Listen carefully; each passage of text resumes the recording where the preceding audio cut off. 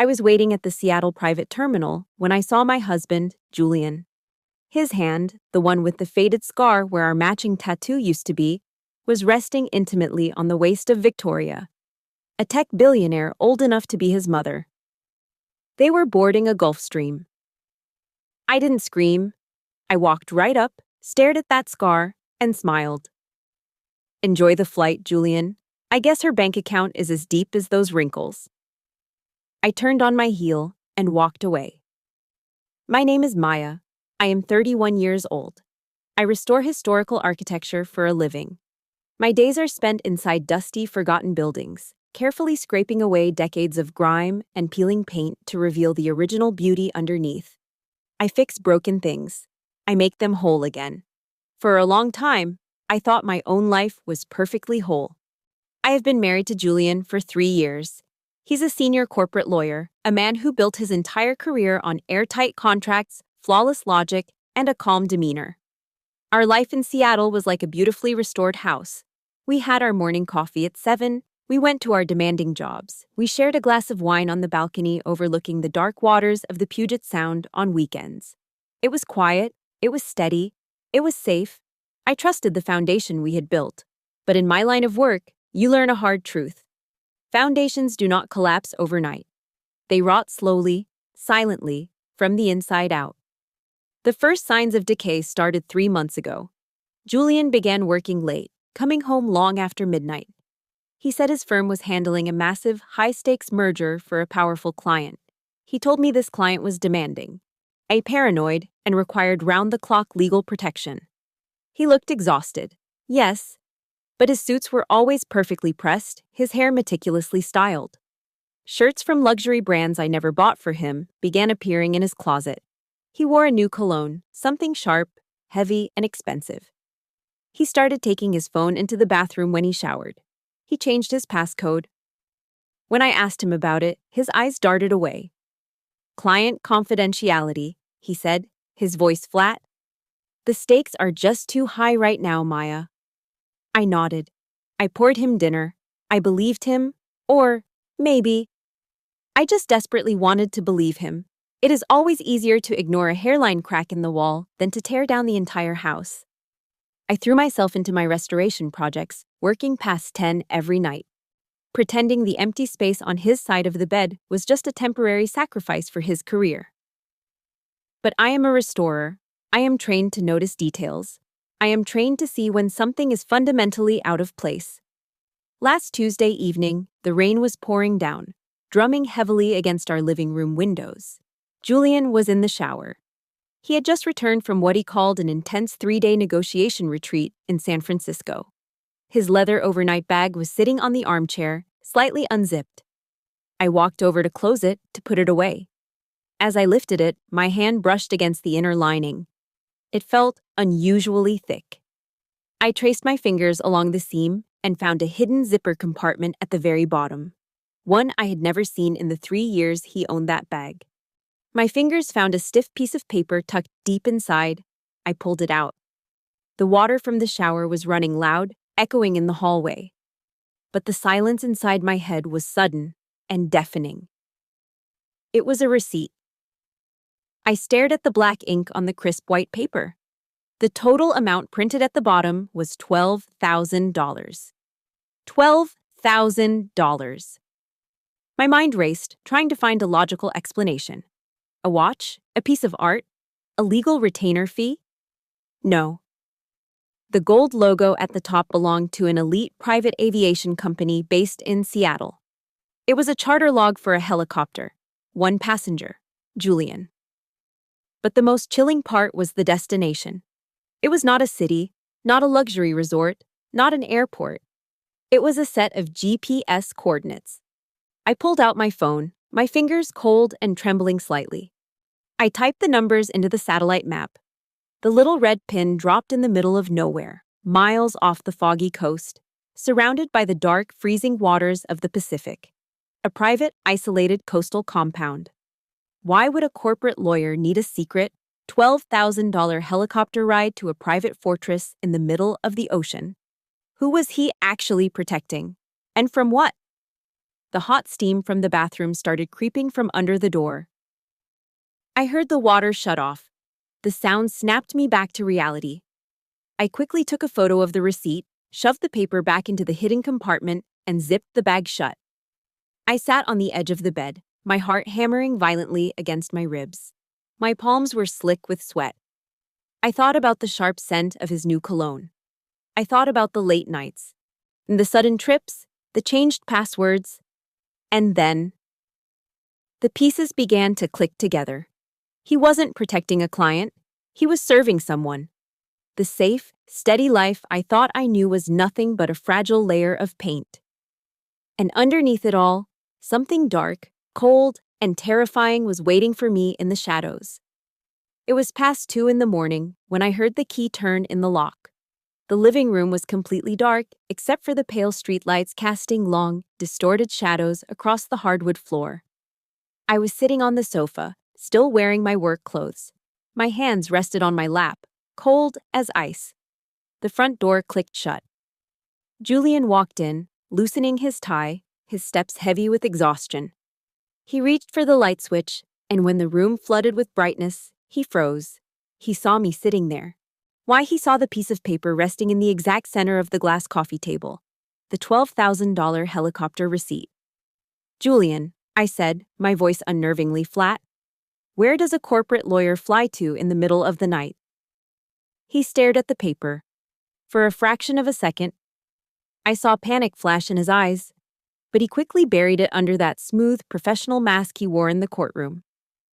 He unbuttoned his suit jacket and sighed, rubbing the back of his neck. "Maya, you shouldn't be digging through my things." "I didn't dig," I said. "I was closing your bag."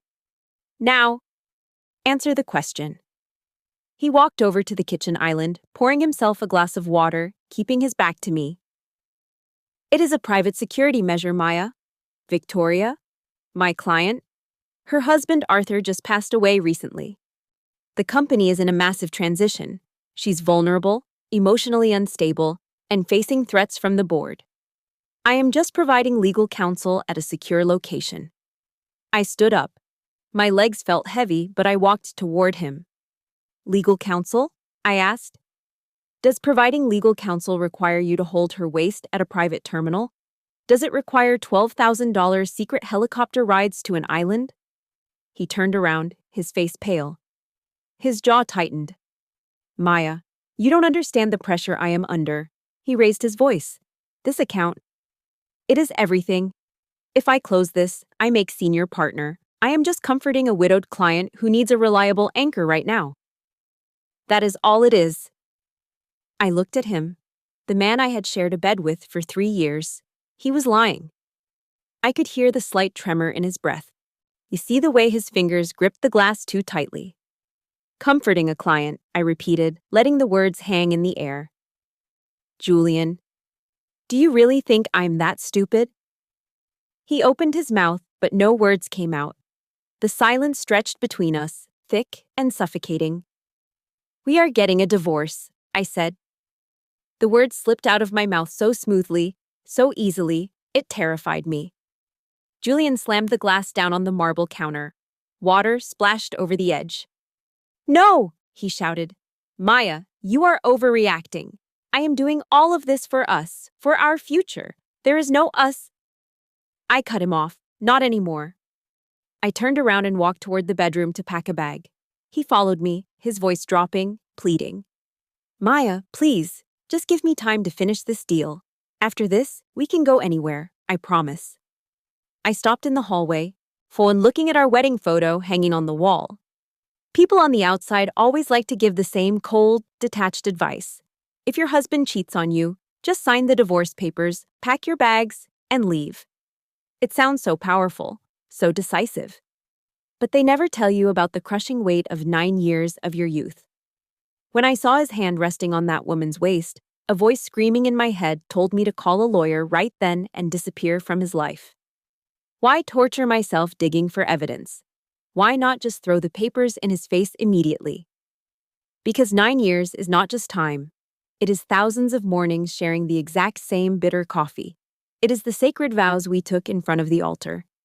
It is the memory of him holding an umbrella over my head during a freezing downpour back in college. He letting his own shoulders get soaked just to keep me warm. If you walk away instantly, you will be haunted forever by one simple question. Why? I was not staying in this house to hold on to him. I was staying because I needed to dissect the corpse of this marriage. I needed to see exactly when it had started to rot. I needed the most brutal, naked, and hideous truth to completely burn down the last bridge of hope. Only when I knew exactly how little I meant to him could I finally walk away without ever looking back. I turned to face Julian. He was standing there, looking at me with those pleading, sincere eyes that had fooled me for so long. I am sleeping in the guest room tonight, I said. Tomorrow I'm calling my lawyer. Do not try to stop me. I closed the door to the guest room and locked it. I slid down the cold wooden door and sat on the floor, pulling my knees to my chest. I did not cry. My eyes burned, but no tears came. I just listened to the sound of the rain outside, knowing that the storm inside this house had only just begun. I was going to find out exactly what was on that island. I restore buildings. That means I spend half my life in dusty city archives, hunting down original blueprints, property deeds, and forgotten permits. I know how to track a paper trail. I know how to spot when a load-bearing wall has been secretly removed to hide a structural flaw. The morning after Julian slept in the guest room, I sat at my kitchen island with my laptop. I did not search for divorce attorneys. I searched for Arthur. Arthur was the founder of the tech empire Victoria now controlled. He died exactly 3 months ago. The public narrative was smooth, polished, and perfectly tragic. A sudden heart attack in his sleep at the age of 62. A grieving widow stepping up to steer the massive company through a turbulent market. But I'm used to looking past the fresh paint. I logged into the state's corporate registry database. I pulled the public filings for the last 90 days. The timeline was wrong. It was too fast. Usually, when a powerful founder dies without a clear succession plan, a company enters a period of chaos. Board members stall, shares freeze, legal battles over control stretch for months. But Victoria consolidated total voting power in a matter of days. I downloaded the stock transfer agreements. I zoomed in on the bottom of the last page, my eyes scanning the fine print. There it was.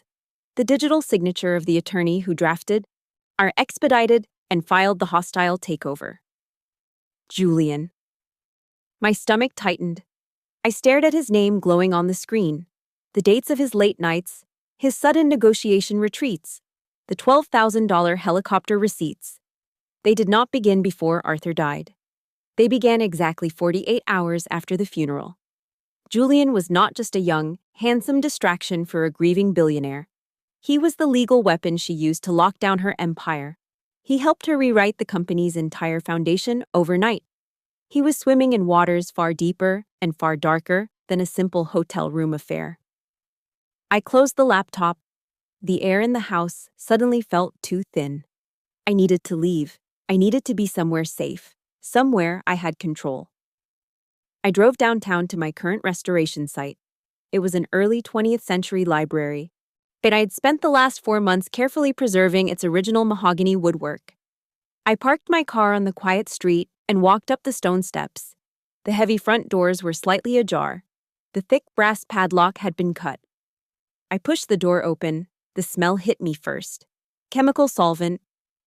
I walked into the main hall, my boots crunching on broken glass. The wooden scaffolding I'd set up just yesterday was violently pulled down. The antique mahogany panels, the ones I had spent weeks treating with specialized oils, were slashed deep with a heavy crowbar. But the worst part was my work table. My original blueprints, my detailed historical research notes, were drenched in thick, black industrial paint. My breath caught in my throat. I looked around the massive, empty room. The expensive power tools were still sitting on the floor. The copper wiring was untouched. This was not a robbery. No one broke in to steal. They broke in to destroy. They broke in to send a message. My phone vibrated in my coat pocket. The sudden buzz against my hip made my heart slam against my ribs. I pulled it out. The screen showed an unknown caller ID. I pressed accept and raised the phone to my ear. I did not say hello. I just stood in the middle of my ruined project, gripping the phone so hard my knuckles ached. For a long moment, there was only the sound of static. Then, a voice spoke. It was mechanically altered, flat, and completely devoid of emotion. "You are looking at the wrong blueprints, Maya." My blood ran cold. "Who is this?" "Focus on your own crumbling house." The voice continued, completely ignoring my question. "If you keep digging into foundations that do not belong to you, the roof is going to collapse on your head." The line went dead. The dial tone echoed in my ear. I lowered the phone, staring at the black paint dripping slowly off my desk and pooling onto the floor. This was no longer about a cheating husband. It was no longer about a broken marriage or a bruised ego. Julian had dragged a nightmare into our lives. I had kicked a hornet's nest belonging to the elite, and they were letting me know they could reach me anywhere. They could destroy my work, my reputation, my life, with a single phone call. I stood alone in the cold, damp library. My hands were shaking, not from sadness. I clenched my fists until my fingernails dug sharply into my palms, the sharp physical pain grounding me. I was not going to pack up and run. If they wanted to tear down my walls, I was going to find the dynamite and blow up their entire empire. I spent the next 3 days in a cheap motel room on the edge of the city. My ruined studio was closed. My bank accounts were frozen. I sat on the edge of the lumpy bed, staring at the glowing screen of my laptop. I had the GPS coordinates from Julian's helicopter receipt. I had the names.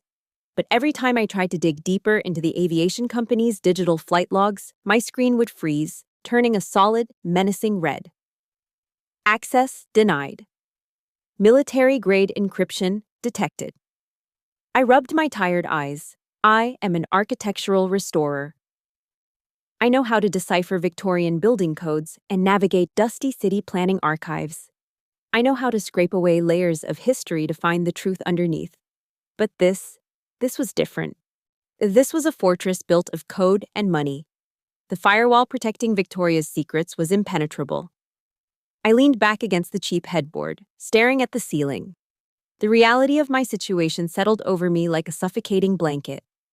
I was fighting a billionaire tech mogul with infinite resources, and I was armed with nothing but a stolen receipt and a broken heart.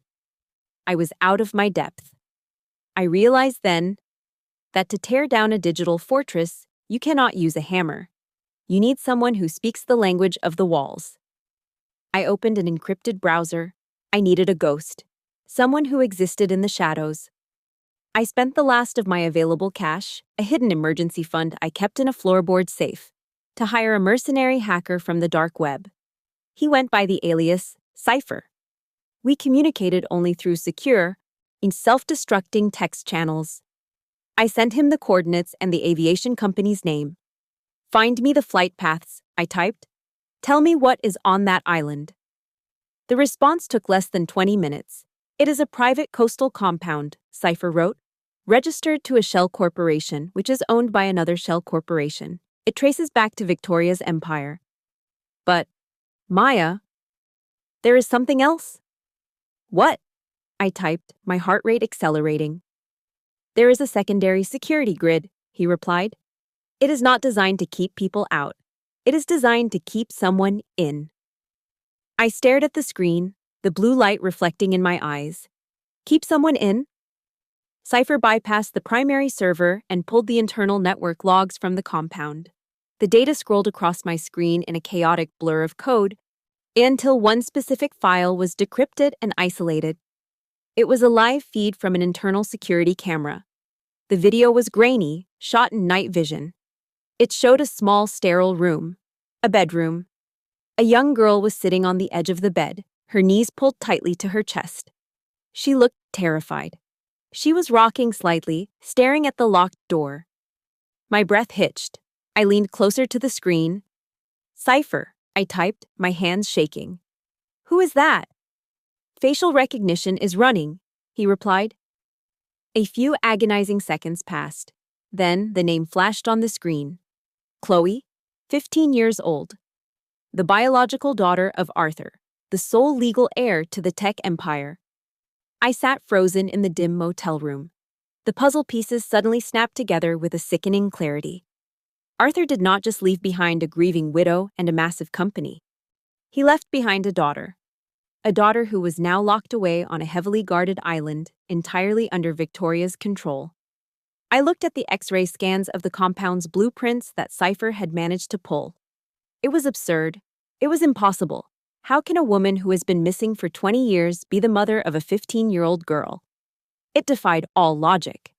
But then, I remembered the blank spaces in Arthur's public biography, the carefully curated silence surrounding his early years.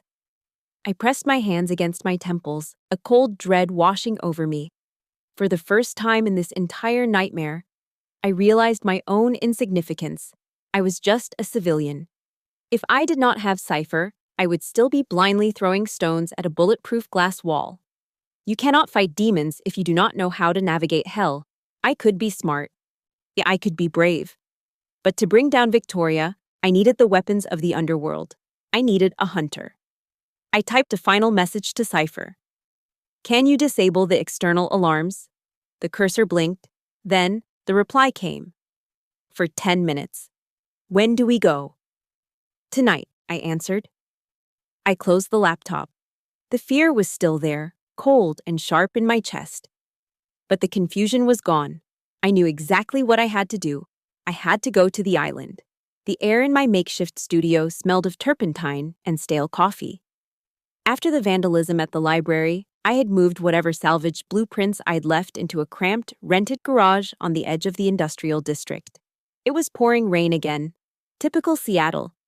I was hunched over a folding table, trying to piece together a torn schematic, when I heard the sound of heavy tires crunching on the gravel outside. Then, the rhythmic, unmistakable click of expensive heels on concrete. I didn't even have to turn around. The temperature in the room seemed to drop. I slowly stood up and faced the open garage door. Victoria stood there. She wore a pristine, cream-colored trench coat that looked completely out of place in this grimy warehouse.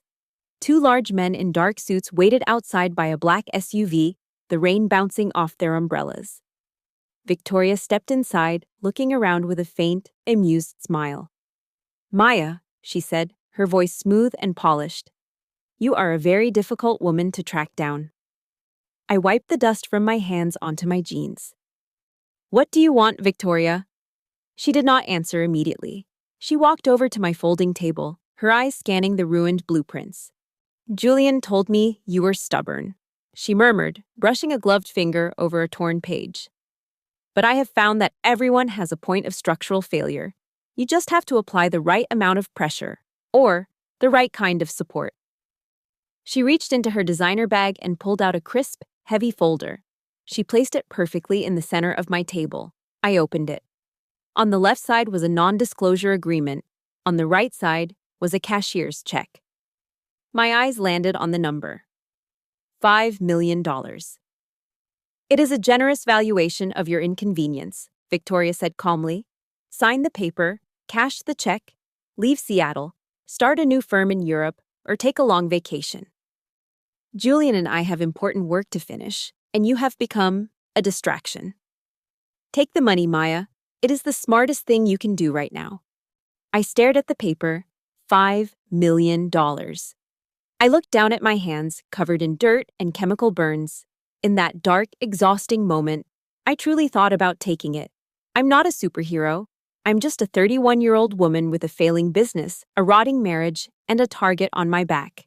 With $5 million, I could disappear. I could buy a villa on a beach in Bora Bora, cut off all contact, sip a cocktail, and forget everything. I would not have to deal with Victoria, the hackers, the isolated islands, or the terrifying secrets Julian was hiding. I could just stop. I could sleep again. I reached out. My fingers hovered over the thick paper. Victoria's smile widened slightly. But then I caught my reflection in the dark, dirty window of the garage. I looked at my own tired eyes. If I took this money, what was I actually buying? This was not compensation. This was blood money. It was paid for with Arthur's suspicious death. It was paid for with a 15-year-old girl named Chloe, locked in a nightmare on an island. It was paid for by the cowardice of everyone who had ever looked the other way. Taking this check meant allowing Victoria to buy my soul, exactly the same way she had bought Julian's. I picked up the check. The paper felt heavy, substantial. I looked Victoria dead in the eye. Then I slowly ripped it in half, and then in half again. I let the pieces flutter down onto the dusty concrete floor.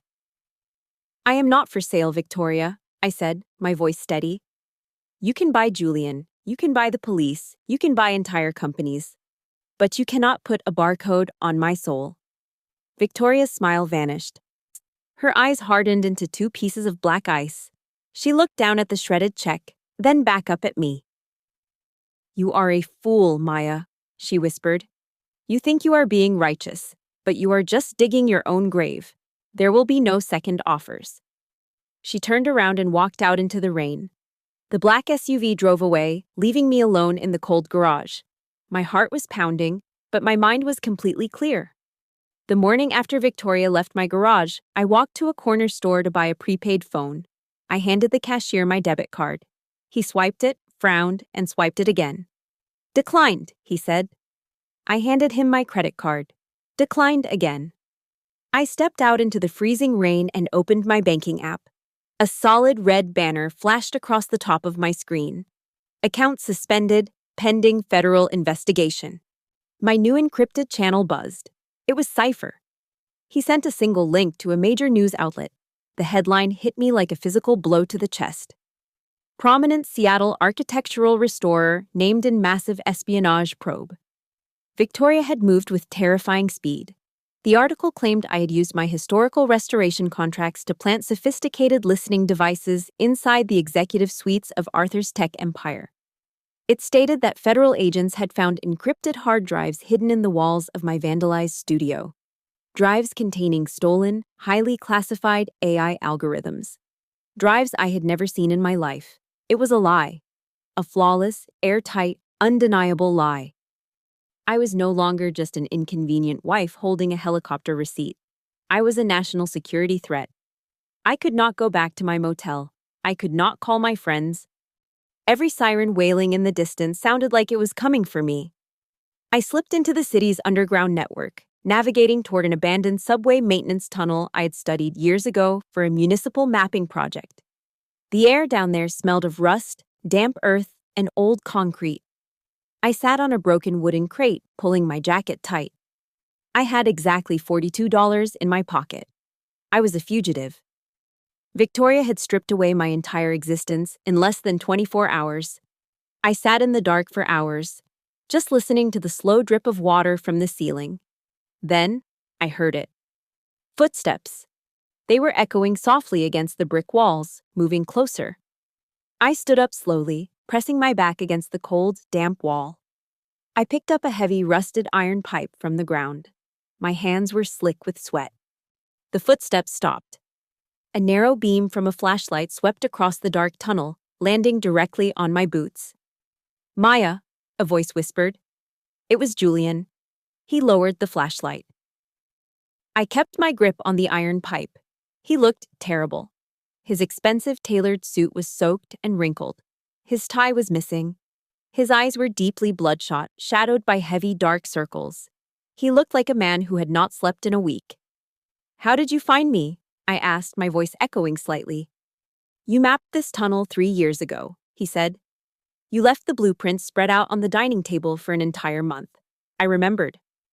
"Why are you here, Julian?" I asked. "Did Victoria send you to make sure I don't talk?" He took a step forward, his hands raised in surrender. "No. Maya, you have to leave the country. Right now. She is not just trying to scare you anymore. The feds are preparing an indictment. They have fabricated a paper trail so deep, you will go to federal prison for 20 years. I stared at him. The man I had loved.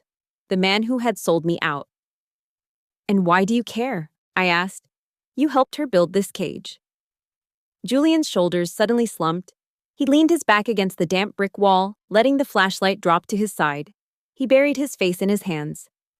"I didn't know," he whispered, his voice cracking in the dark. "I swear, Maya, I didn't know. I thought we were just securing board votes. I thought it was just aggressive corporate restructuring.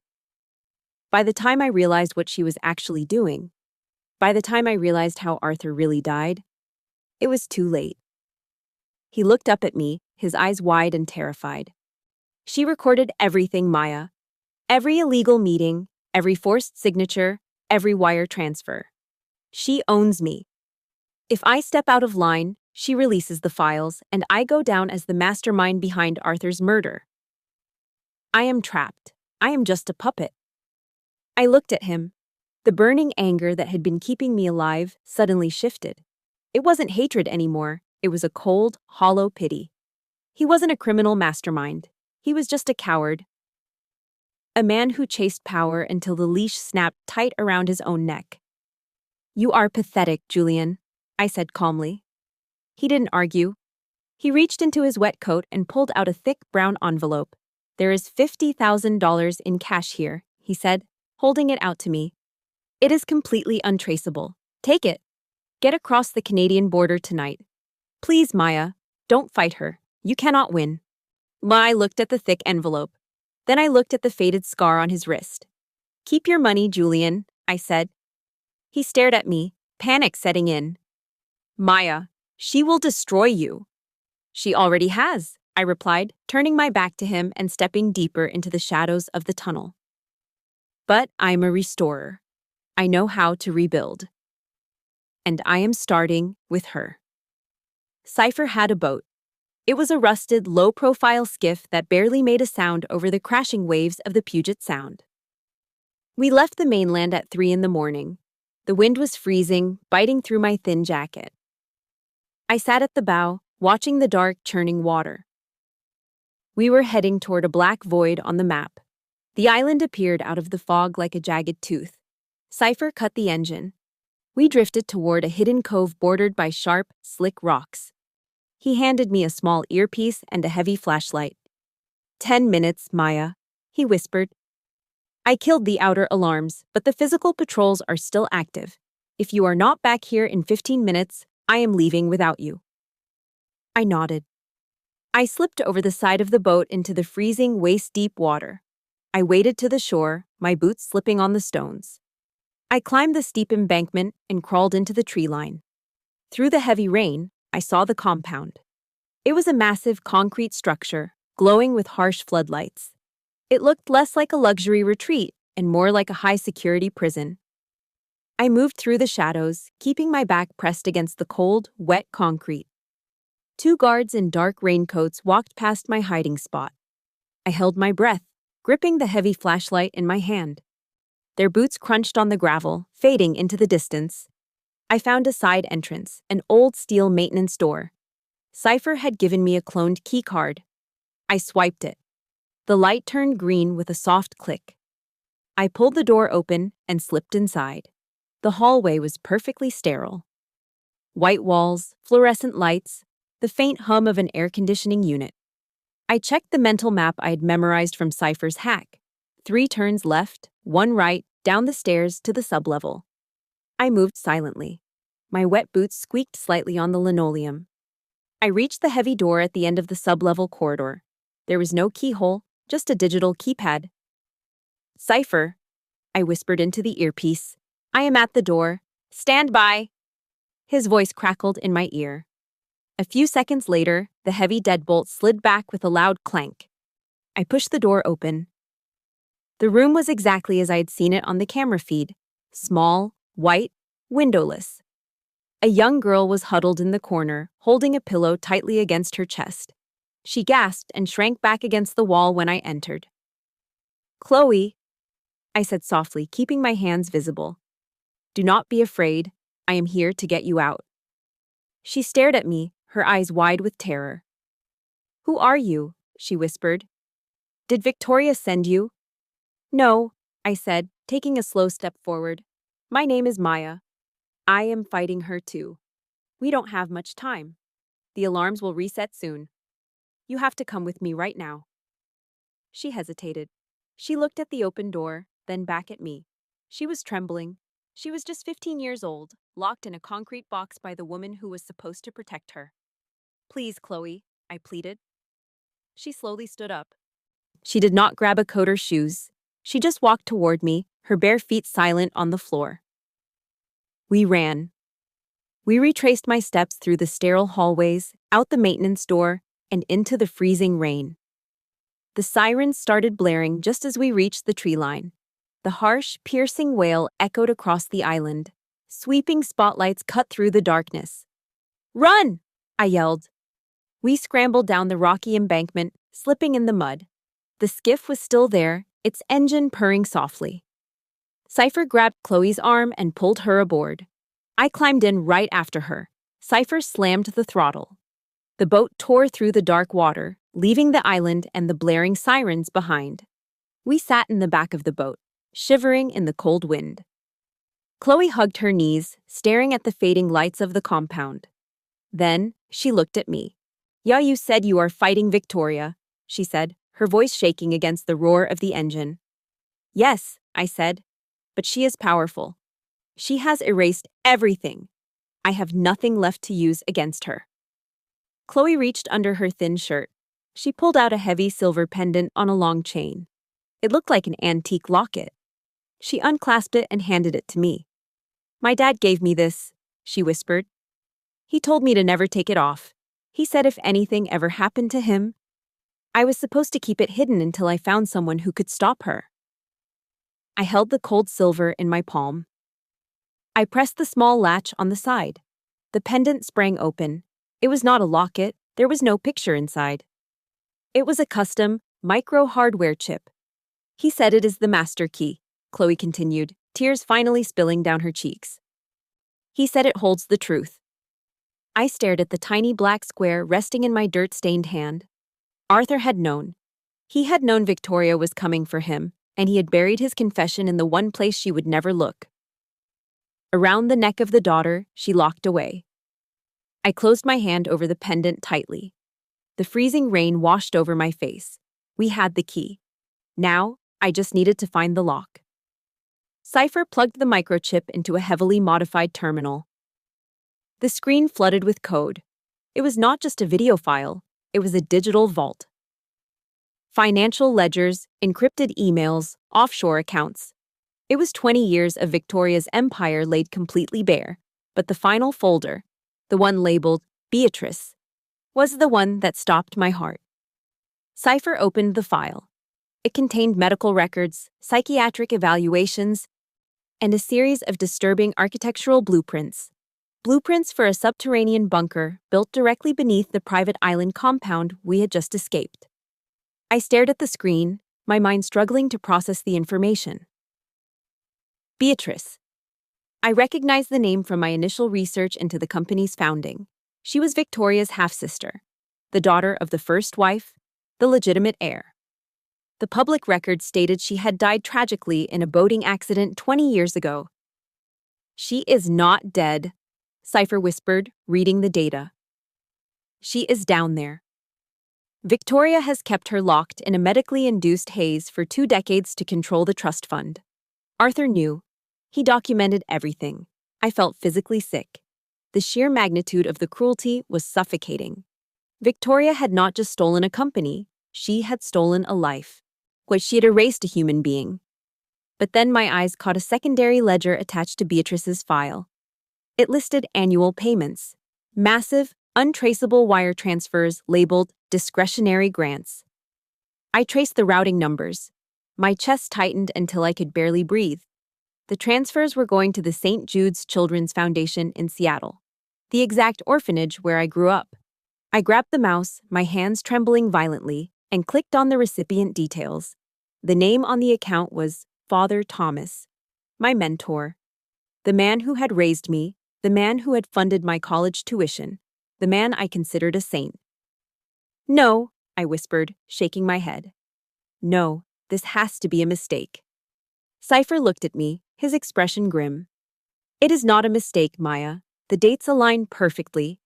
Every year, right after Victoria renewed the legal conservatorship over Beatrice's estate, a wire transfer hit the orphanage's offshore account. It was hush money. Arthur paid him off. The revelation hit me harder than Julian's betrayal, harder than the federal indictment. When I found out Julian had sold me out, it broke my heart. But this broke my entire understanding of the world. I pulled out my phone and dialed the number I knew by heart. He answered on the second ring. "Maya," Father Thomas said, his voice warm and familiar. "Are you all right?" The news. The police were here asking questions. I closed my eyes. The tears I'd held back for days finally spilled over. "Did you know?" I asked, my voice cracking. "Did you know about Beatrice?" The line went dead silent, the heavy, suffocating silence of a guilty conscience. "Maya," he started, his voice suddenly sounding very old, very tired. "We were bankrupt. The bank was going to foreclose on the orphanage. We had 80 children who were going to be put out on the street. Arthur came to me. He offered a donation, a massive endowment. He just asked me to sign a confidentiality agreement regarding a private family medical situation." "A medical situation?" I yelled, my anger suddenly flaring. "He locked a woman in a concrete box for 20 years, and you took the money to buy beds for orphans? You don't understand the impossible choices you have to make when people rely on you," he fired back, his voice thick with emotion. "I chose the children, Maya. I chose you. I used that money to give you a life." I hung up the phone. I dropped it on the table. Often we want to believe that evil is an isolated force, a monster hiding in a boardroom, a villain twisting the world for their own gain. We think the battle is clearly drawn between the ruthless and the innocent. But the most terrifying truth is the banality of evil. The darkest atrocities are not committed by monsters alone. They are sustained by the quiet compromises of good people, by the people who look the other way because the price is right. Father Thomas did not lock Beatrice in that bunker, but his silence built the walls. His morality was bought, paid for, and justified by his own noble intentions. He convinced himself he was doing it for the greater good. I stood up, wiping the tears from my face. My husband was a coward. My mentor was a hypocrite. Every pillar of trust I'd ever relied on was built on a foundation of lies. Yeah, but as the last remnants of my old life crumbled into dust, I felt a strange, cold clarity. I was no longer fighting to restore anything. I was fighting to burn it all down. We did not go to the police. Victoria owned the local precincts, the federal judges, the political candidates. Handing over the microchip to the authorities would be like handing it straight back to her. We needed a courtroom where she could not buy the jury, where she could not cut a backroom deal. We needed the entire world to watch. Cypher arranged fake press credentials. 48 hours later, Chloe and I were standing in the shadows of a massive convention center in San Francisco. The Silicon Valley elite were swarming the glass pavilion. Victoria was about to launch Apex, the crown jewel of her tech empire. It was an artificial intelligence system designed to integrate into millions of homes and global financial sectors. It was her ultimate coronation. Chloe wore a black hoodie, a baseball cap pulled low over her eyes. Her small hands were trembling in her pockets. But she did not run. She was Arthur's daughter, and she was ready to tear down the cage she had lived in. I wore a sharp blazer, a stolen media lanyard hanging heavy around my neck. The air inside the main auditorium was thick with anticipation. Thousands of investors, journalists, and tech executives filled the velvet seats. Massive, towering LED screens illuminated the pitch-black room. The lights dimmed. Victoria stepped onto the center stage. The crowd erupted into deafening applause. She wore a pristine white suit, smiling warmly under the blinding spotlights. She looked radiant. She looked untouchable.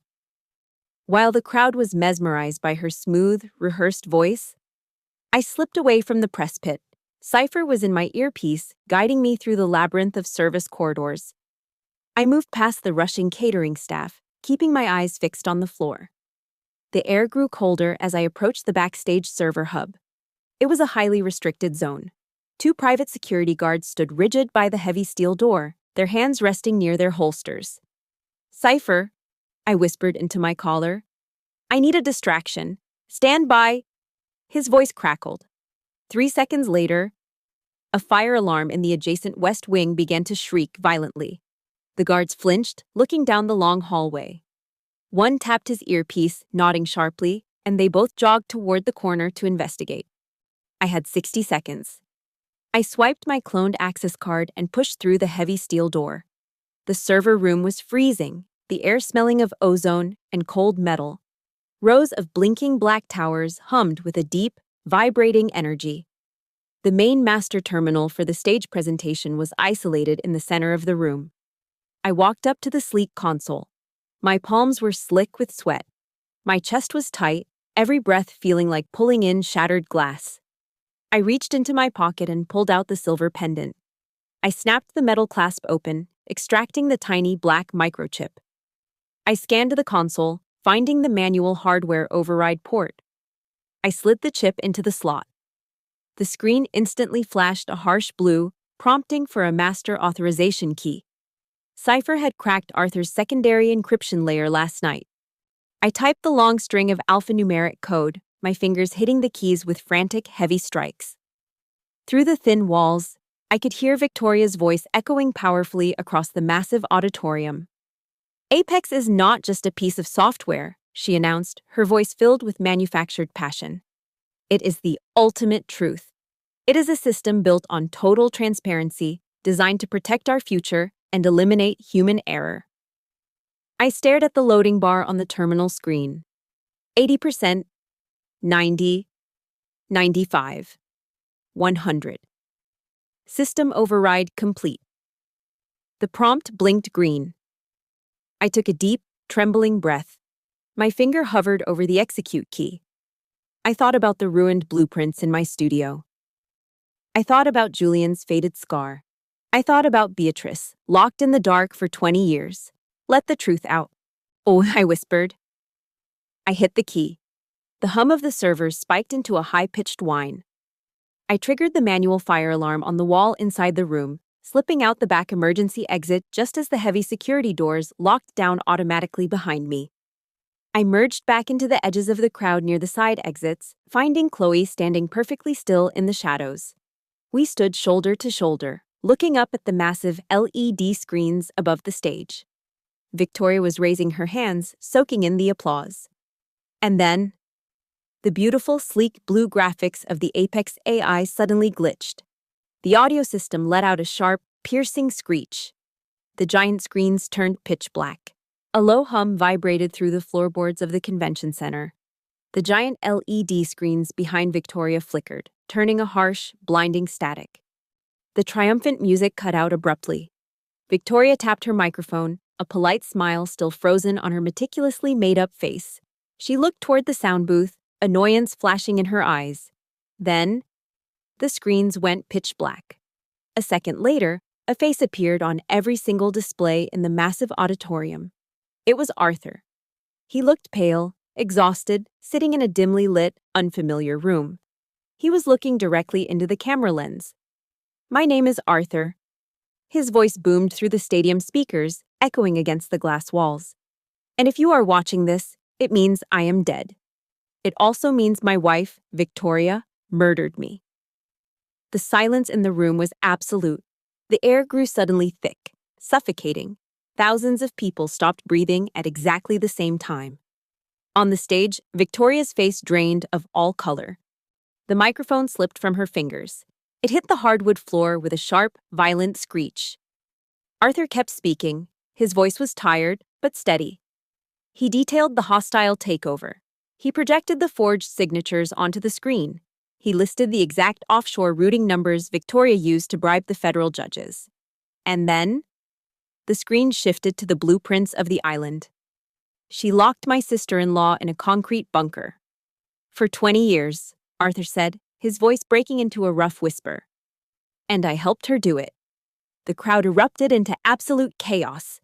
Investors were shouting, scrambling over chairs. Reporters shoved their way toward the front, holding up their phones, camera flashes blinding the entire room. Victoria spun around, gesturing frantically for her private security team. But the guards were gone. Instead, men and women in dark windbreakers rushed onto the stage from every direction. The FBI. Cypher had made sure the broadcast went out live, streaming the unhackable video directly to every major tech news platform on the planet. Victoria could not buy a judge when millions of people had just watched the evidence. An agent grabbed her arm, twisting it forcefully behind her back. The heavy steel handcuffs clicked loudly, the sound amplified by the dropped microphone. She looked out into the panicked crowd, her eyes wild, searching for a way out. She found me. I stood at the edge of the exit doors, looking right back at her. I did not smile. My hands were perfectly still. I just watched as they dragged her off the stage. The fallout was swift, and it was merciless. Within an hour, federal tactical units raided the private coastal compound off the Seattle coast. I watched the breaking news on a small television in a diner later that night.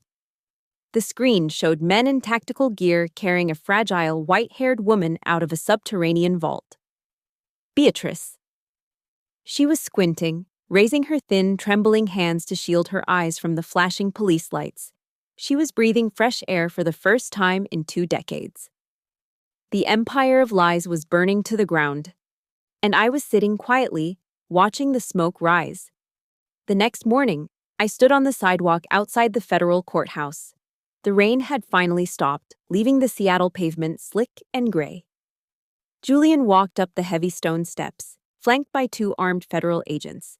He was turning himself in. He wore a simple gray sweater. His wrists shackled heavily in front of him. He looked up, and his footsteps faltered. He saw me. The agents paused, giving him a fraction of a second. We looked at each other across the cold, wet concrete. There was no anger left in his eyes, only a hollow, crushing defeat. He opened his mouth, his lips parting slightly. He wanted to apologize. He wanted to say my name. I just shook my head. The time for words had passed. He lowered his gaze to his boots and let the agents pull him through the heavy glass doors. I turned to walk to my car, but a shadow stepped into my path. It was Father Thomas. He looked incredibly small, leaning heavily on a wooden cane. His shoulders were hunched, his eyes red and swollen. "Maya," he whispered, reaching a trembling, wrinkled hand toward me. "Please, you have to understand my position. I only did what I had to do to keep the doors open. I saved so many children from the streets." I looked down at his outstretched hand. I did not reach out to take it. The cold wind bit at my face. "You sold a woman's life to buy beds," I said, my voice perfectly level. "You took blood money and you called it charity." "I am sorry, Maya," he sobbed, his voice breaking into a desperate plea. "Please forgive me."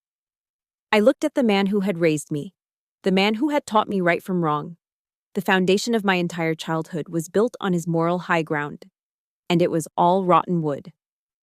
"I do not forgive you," I said, "and I never will." I stepped around him. He called my name again, his voice echoing down the empty street. But I kept walking. I did not stop. I did not look back. Every step I took felt lighter than the last. The toxic debris of my old life was falling away, piece by piece, washing down the city drains. The first snow of the year started to fall over Seattle, covering the city in a heavy, silent blanket of white. I drove out to the coast, to a quiet stretch of beach far away from the skyscrapers and the noise of the news cycle. The water of the Puget Sound was dark, almost black, and the air was so cold it burned my lungs with every breath. I stood at the edge of the embankment, watching the tide slowly go out. As the water retreated, it began to reveal things that had been submerged for decades. Decaying wooden pilings, rusted iron bolts, the skeletal remains of old stone foundations that had been swallowed by the mud and the salt long ago. I looked at those ruins, and for the first time in months, I felt a quiet sense of peace. In my line of work, we are taught that to build something that lasts, you have to trust the ground beneath your feet. But I have learned a harder lesson. Some ground is poisoned, some foundations are built on top of rot. To build a house that is truly strong, you have to be brave enough to tear down the walls when they start to lean. You have to be willing to dig up the floorboards and face the filth hidden in the dirt, even if that filth belongs to your husband, or the people who raised you. I thought about Julian in his cell. I thought about Father Thomas and his hollow apologies. I didn't feel anger anymore. I didn't feel love. I just felt light. Like I had finally set down a heavy bag I'd been carrying for too long. The straps had left deep marks on my shoulders, but the weight was gone. Chualan kong paila giavuquinjivit seo, vatatu kong jong inkiavoy viek cho pepketon thuong min kwailai. Chualan lakiban hintang vavit seo, chapnhan sutan kot kwa ku, nhangvan ju dung kijekambut len vavinet jautien cho thuong lai kuachin min. Most people are terrified of a blank canvas. They are afraid that if they lose their old life, they will be left with nothing. But a restorer knows the truth. A blank canvas is not nothing. It is a beginning. It is the only place where you can build something that is finally, truly, yours. I turned away from the receding tide and walked back to my car. I had a new blueprint waiting on my desk, a new design, a new life. The snow continued to fall, softly cleansing the world, covering the mud and the ruins until everything was a pure, clean white. My story had known darkness, but it was finally time to turn the light on.